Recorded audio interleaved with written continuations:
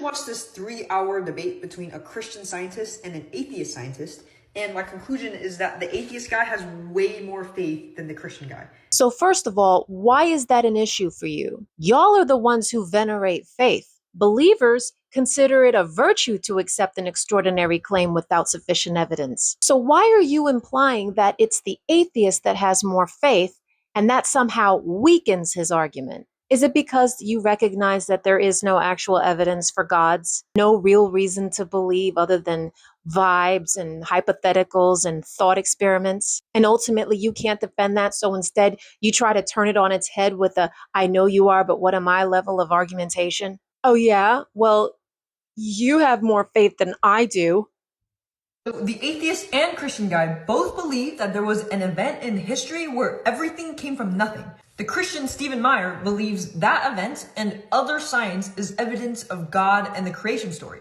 The atheist Phil Halper believes that the universe happened randomly by chance. So that is called bald-faced lying. The debate was about the origins of the Big Bang and the argument for fine-tuning. At no point did Phil Halper say that everything comes from nothing and that it's all just random chance. That is not the scientific position. In fact, he expounded on that later on in the debate by stating that throwing anything together randomly wouldn't result in anything functional. So either you have very poor listening and comprehension skills, or you're just lying, because that's the only way that you can argue against reality. With regards to what actually caused the Big Bang, Halper said, and I'm paraphrasing, we don't yet know what the origins are. And that is the correct answer, because it's the honest answer. Right now, we don't know. It requires more scientific study and investigation. What you and Stephen Meyer and other creationists do is the dishonest practice of employing the God of the gaps. I like to call it, therefore God. I didn't come up with that. I just like it better. Therefore God. As in, we can't figure out why this thing is happening or has happened in nature, so therefore God did it. The problems with that are, number one, the fact that the universe exists does not prove that a creator God exists. So you can't use a creator God as the explanation if you can't first provide evidence that a God exists in the first place. You end up in a circular logic loop. God exists because he created the universe, and we know the universe exists, so that proves that God exists because he created the universe. That's not an argument.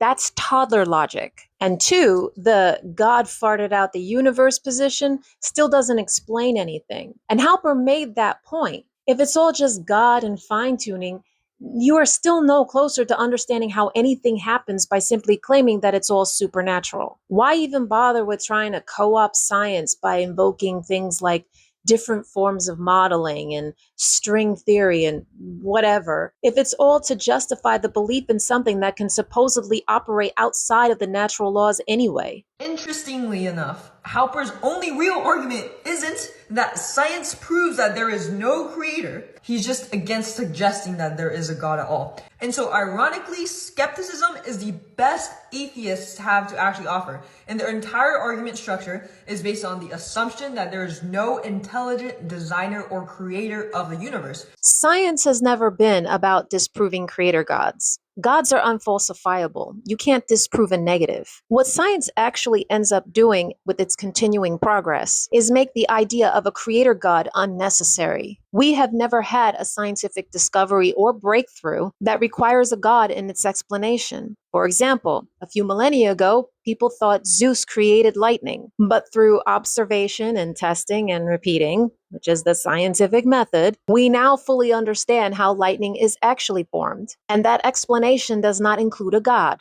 And that was the entire point that Halper was making. It's not about assuming that an intelligent designer doesn't exist. It's about not starting with the assumption that one does exist. Because once you start with that assumption, the scientific method goes right out the window. You start working backwards by taking disparate facts and piecing them together in a way specifically to prove the conclusion that you've already started with. Science doesn't do that. Science doesn't begin with a preconceived answer. It begins with a question, how? And it forms its hypothesis and later on its theory or explanation through observation, testing, and repeating. But y'all don't do that because you operate on faith. And that's silly.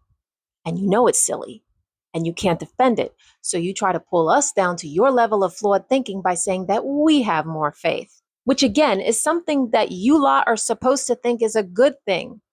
Make up your mind.